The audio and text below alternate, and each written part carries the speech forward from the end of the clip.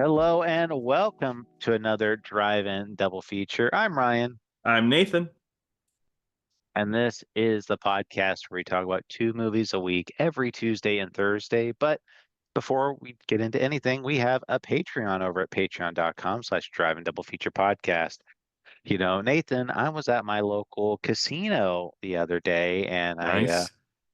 I was on a little bit of a hot streak, and people were all around there giving me some praise. I'd yell, "It's snake eyes," and I'd throw the dice, and it'd get it, and people would just be like going wild, and Woo! Just celebrating you. and yeah, little do they know I practiced throwing dice at home, so I was ready for this day. But Gotcha. anyway, someone came up to me and they said, "Oh, like you have really good odds, but I have even better odds. The amount of pleasure you're going to get from the Drive-In Double Feature Patreon. It's got some fun games, fun conversations, just a good old time between two friends over there. That's only $5 a month." And I said, "Oh, that is an even better deal than this one. I would much take that as a jackpot over this winning pot." They said, Well, "Yeah."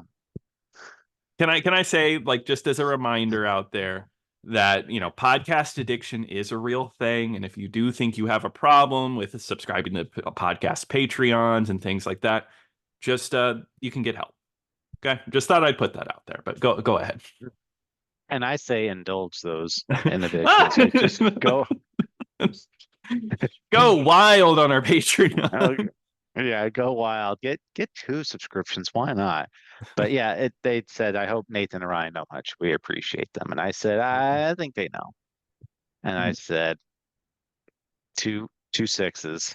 I landed right there. Oh wow, that's awesome. That's a hard double six Hard something. 12, A hard as they 12. call it. Oh yeah. I think that yeah, I'm pretty sure that's what they say. But anyway, getting into today's movie, we are talking about 1974's California Split, which is directed by Robert Altman. I don't think we've ever done a Robert Altman movie. No, I So, guess we don't really have too many reasons to do a Robert Altman movie.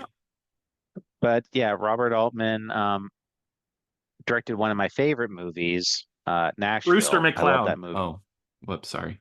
No, Yes, I no, haven't seen, I haven't sorry. seen that one. But no, No, Nashville is a good one. yeah, Nashville. I really like that movie a lot. It's just a very non sequitur type of movie where there's really no like clear plot other than like the setting that's out there. And this one is there's kind of a plot to this one, but it's very much like a duo movie where it's just like two guys like getting into some antics like Hmm. together, and but the whole theme is gambling. Yeah, it's I mean, it's very Altman-y, I'll be honest. It's got that same feel, but it's definitely, that means it's kind of a loose movie. And it's not plotless. I would never say that, but it's definitely No. like it takes its time, and it's I guess a character study is the best way. It's about this main duo and really getting to know them. Yeah, so the main duo is George Segal and of course Elliott Gould. Of They course. they go out and they play poker at a casino, and it doesn't end up going too well because like one guy accuses Elliot Gould of cheating, or like I forget what they called it, like the card didn't hit the table, or the card did hit the table, and Yeah, I forget what they Elliot call. Gould's like Yeah. a floating card or something like that, floating Hmm. hand or something. But basically, like the guy accused him of like laying down a card and then he picked it back up, and Elliot Gould's like, "No, that didn't happen." And the guy's like going around the table, like, "Did you see it? Like, how about you? Like, did you?" And everyone's like, "I didn't see it." And George Siegel's character's like backs him up and just like, "No, like I was watching it very clearly. He didn't do that." And the Hmm. guy gets really mad and he ends up getting kicked out of the casino. And then the very next scene, he's at like a bar, and I didn't know realize right away that it was like a strip bar, because like there's just like a woman just sitting at like a bar stool, like didn't have like any pants on, and Yeah, she's just like nude from the waist down. I didn't know what was going on until like way later. Like way like until they left because like I thought she was sitting there and like it's her ass is out, but like I thought it was just like her Yeah. butt crack, and I was like, it's like okay, maybe she just needs to pull up her pants, but I guess this was like a bottomless bar. And it Well, was very it, odd. it, well, yeah, because it does show them like leaving the bar at one point, and it does have like a sign like indicating that yes, it is like a strip club bar or whatever. Yeah, but And but and there's so much focus on her. This movie focuses a lot on like side characters and extras, right? Like their conversations, because she's like dealing with something else that's unrelated to the main duo. yeah, it's he's like going on about like money or something like that, like, Mm-hmm. and then but Elliott Gould and George Segal, they're kind of sitting at like the opposite ends of the bar, and then they recognize each other from earlier, Mm-hmm. and then they start striking up a fun conversation together, and that's how they end up becoming friends. You know, they just Mm-hmm. they they realize they have a common love of gambling. Elliott Gould's character is more of a gambler type, and George Segal's kind of like at first just in it for kind of like the fun aspect of it. He doesn't really have a problem, and it's very clearly that Elliott Gould's character does have like a gambling addiction of some sort.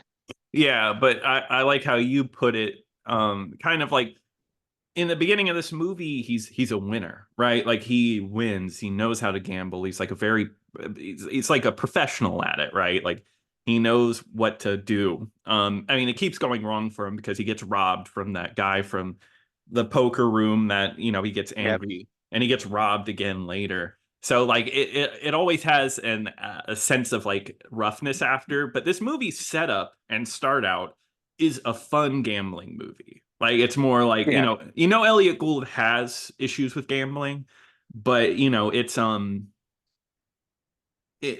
almost like, well, he's a winner, like he's winning. He knows how to bet on the horses and stuff like that.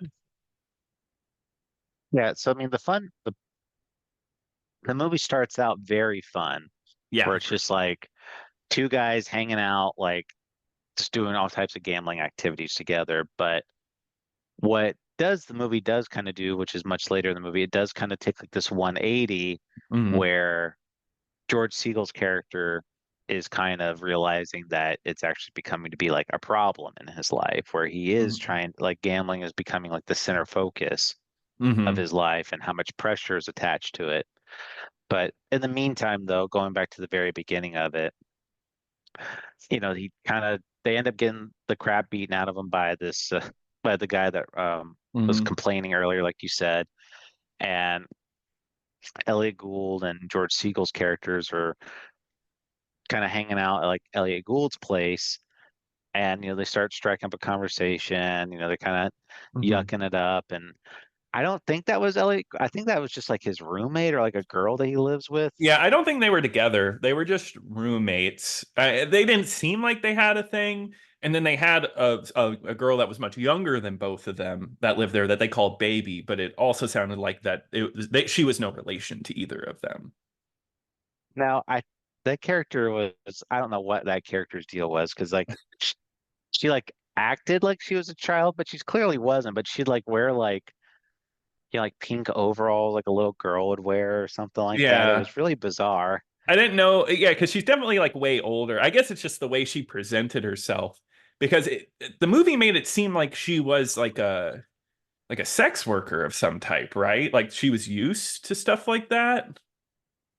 I guess I'm not sure. I mean, Yeah. she kind of just is there like as a younger because I thought like at first it was like that's like it was Elliot Gould's daughter or whatever, but Hmm. that's not the case at all. It's just like No. a girl that like lives there in the house with him and that other woman. Yeah, exactly. It's like a really odd living situation, and it's sort of amped up because there's like they're eating at night, and then the girl's like, we got Fruit Loops and we got Lucky Charms, and like it's on a messy table, and he has to take like a spoon off of like a used dinner plate and use that to eat his cereal, which is that is one of the nastiest things I've had to seen on this show. That the idea that is so gross. um but Well, which one of you had chosen, Nathan? Fruit Loops or Lucky Charms? oh, it's a good. I think I'd go for Lucky Charms. Yeah, I like the Really? marshmallows. I would have gone Fruit Loops. Wow, we're just so different. That's why we have this podcast together. But I Yeah. mean, both are good options. Which one would taste better stale? Right? Because like those looked opened and just out. Like Yeah. I don't know. You want like a rock hard marshmallow? No, I guess you're right. I want a mushy Fruit Loop. Gushy one. But Hmm. yeah, so I mean they end up kind of hanging out at first at the home, and then they're kind of basically just like, oh, like we should do this again sometime. And Hmm. uh it turns out that George Segal's character works at a magazine that also has young Jeff Goldblum working there too. And Like, I thought he'd be a bigger character. I know he was a no name at this point, but I saw him. I was like, okay, he's going to be in this movie more. He has a very bit part. yeah, he is barely in this movie. And I mean, which is understandable because, he was a no name at this point, like you had said. Yeah. They said Robert Altman basically had saw him like in a play in LA and was basically just like, oh, yeah, like let's get this guy right here. Hmm. So That's cool. he did, he appeared.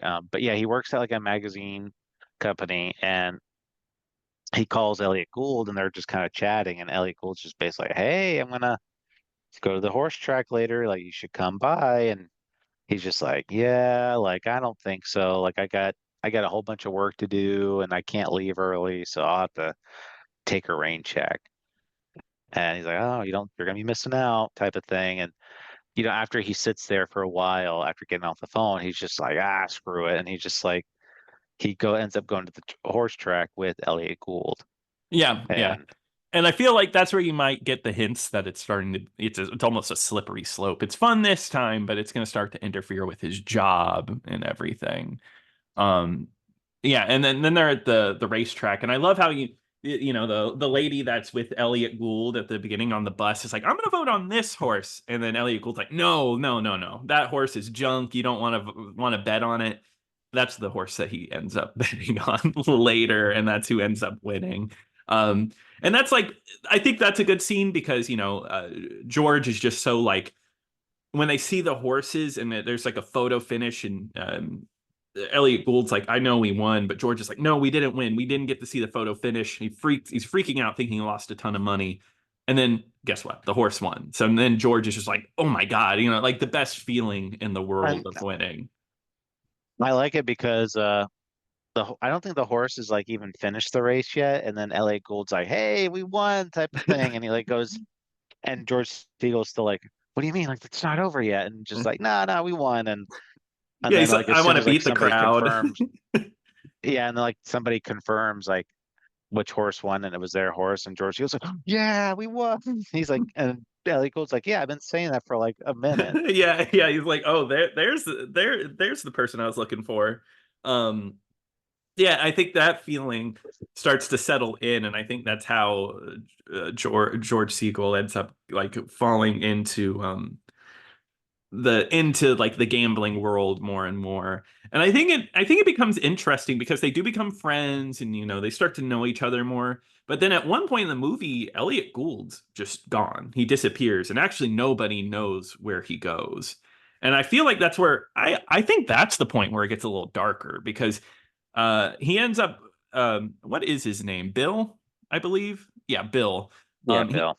he ends up going to like a really seedy place with a seedy like poker room, and I think it's almost like to get his fix in, but it's not played dark. It's not melodramatic in any way, I don't think. No, and like before, like an old, so like he does go to like a bookie and Hmm. basically like front him some money, Hmm. and like you said, he ends up going to this really seedy like massage parlor type of thing, which is Hmm. clearly just like, like a prostitution type thing because, Yeah. like all the women are hanging out, like, oh, hey, you want to come in and see me type of thing. And Hmm. but he ends up just going into like the back room of it, and there's like a high stakes poker game going on where it's just like these like guys like hanging out, playing poker. And when he's playing the poker and everything like that, he jumps in, and then the next scene is just basically, better luck next time. Sorry, man. So he lost all of his money that he did, Yeah. and that's when it kind of turns into like a problem because now he's in debt to a bookie. And Hmm. any other movie, like I think it would turn into like kind of like a really super dark and depressing, or like a Hmm. or maybe one that's a very high thriller type of movie, like being chased by these bookies or something. But it doesn't really do that at all. It's just kind of like Hmm. it's this problem that he has that he's dealing with, and he's just trying to get over it type of thing. Exactly. Yeah. It's not high stress in any way. It's kind of like, okay, because the bookie's pissed, but Bill is like, hey, I'll get you the money tomorrow. And the bookie's like, okay, I need to see it. So yeah, he moves on from that and he ends up getting ready to go to like this big poker game. And then that's when Elliott Gould shows up. And let me tell you, before we move on, I love the performances of both of these leads. I think they're great at what they do. Elliott Gould's doing Elliott Gould, but Elliott Gould doing Elliott Gould is awesome. I can never get tired of the guy. I couldn't either. Like it's the two pairs together. I mean, this movie is like we said, very Robert Altman like, where Yeah. the dialogue in this movie is very conversational, like a very Mhm. natural feeling talking. It's Yes. not like characters to the line, then another character's the line. It's like these characters are talking, one's overlapping the other one. Hmm. It's very much like them naturally speaking. And I thought they had great chemistry together. Hmm. I thought both of them gave really good performances in this movie. And like you said, I mean, Elliot Gould doing Elliot Gould things is that's what I'm here for. And that's what I got. So Yeah. And I feel like George Segal was like a really great pairing to that because he's fun, but not the same type of fun. And definitely a little more down to earth, which I think just worked really well together. And you can really feel their relationship as well, especially going into that big poker game. And I love that scene of them waiting at the bar, waiting to get the seat at the poker game, and Elliott Gould just like giving all the tells of every person and who's going to be the good player at the poker game and everything with that. yeah. And they do eventually end up going to Rio together, and Hmm.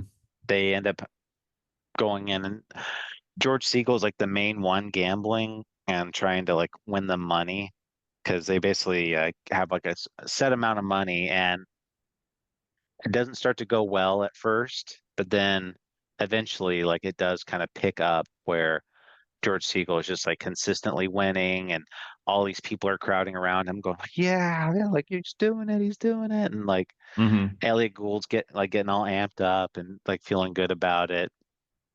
And at the end, they uh they add up all their winnings, and that one trip they win $80,000, which that was like I think roughly almost like if you do it by inflation today, it's almost like $500,000. Wow, I knew that people were like amazed by it in there, but yeah, they end up winning a ton of money. Like it's like crazy, and they split it half and half. Also, really quickly, I got to say this because it's a depressing fact about this movie. So there's a bartender. You remember the bartender in the poker room? Yep. Do you know about this? Yes. Oh yeah, so okay, so she died. She died while they were filming the movie. Well, in her hotel room, but during like filming. And you know who she was married to? I do. John Williams. Yeah, you already know Yeah. that. Yeah. Yep. It's funny, like I read that fact before I watched the movie, Hmm. and I looked out for her, and she's like one of the bartender ladies like in Reno when they get there, like she's like in a cowboy hat and everything. Yeah, yeah. It's And really, really sad. But yeah, Died of a brain aneurysm while they were filming, like in a hotel room, and she just never woke up the next day. So it was a very sad yeah, situation. what a horrible way to die. But Um, yeah, go no, ahead. like you said, they after they split the money halfway, like Elliott Gould is like, he's like, man, Hmm. this is crazy. Like we need to keep this going, type of thing. He's just like, Hmm. he's still ready for this to go, and I think it's so interesting, like because George Segal at the end is just basically just so he just looks done with the whole thing. He's Yeah, just like, mhm.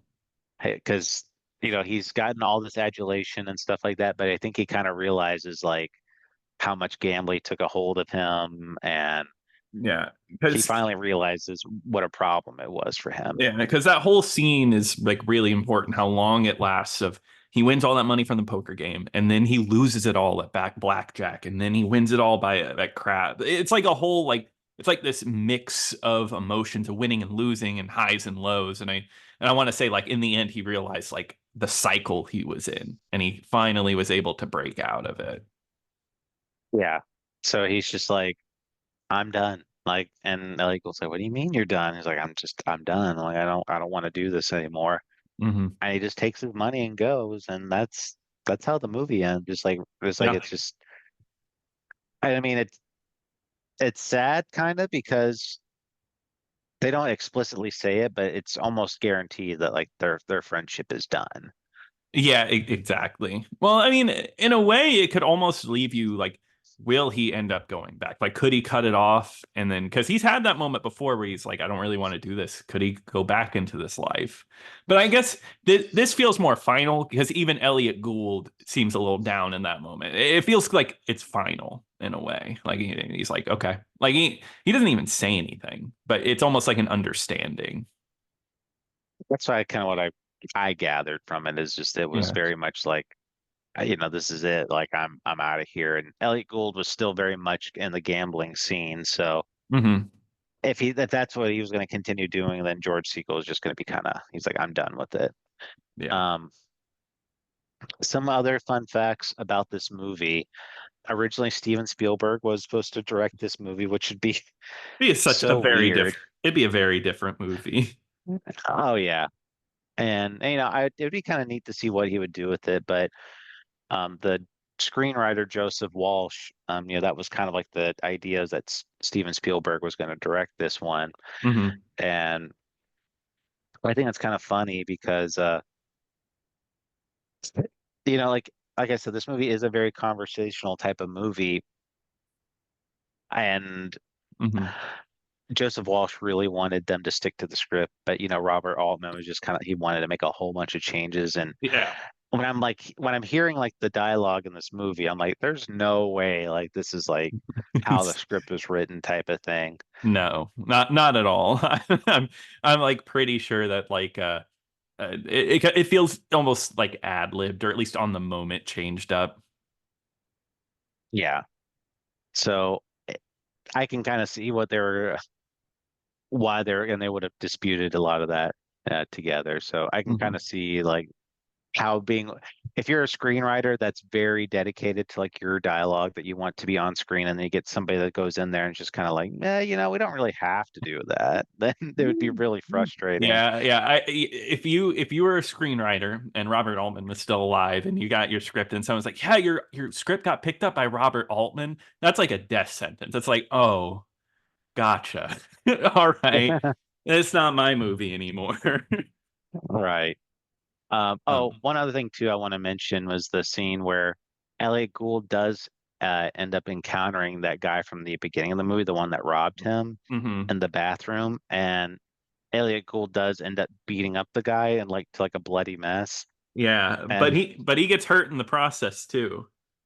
yeah, his nose Yeah. ends up getting hurt. Hmm. And I thought it was funny because the guy's like laying on the ground all bloodied up or whatever, and people are like, well, what happened? It's like, oh, he just lost big time and he tried to kill himself in the bathroom. Yeah, I no, I and then Elliot Gould has the bandage on his nose the whole time, which like I've seen screenshots of this movie before, and that's like all I've seen, like is him with the bandage. People take shots from that, like And after it's that point. Right. And that's like what, last 30, 20 minutes of the movie type Yeah, of thing. it's the end of the movie.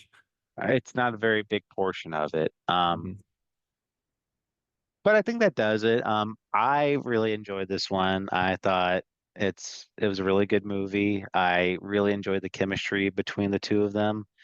Um, at times did it feel a little aimless? Yeah, but that really wasn't the point of it. It was more just kind of seeing like the two of them interacting and being friends with each other, Mhm. and then kind of getting that tough lesson in the end where you're just kind of like, oh wait, like this whole friendship, like even though it seemed really fun and stuff, it was kind of toxic the whole time.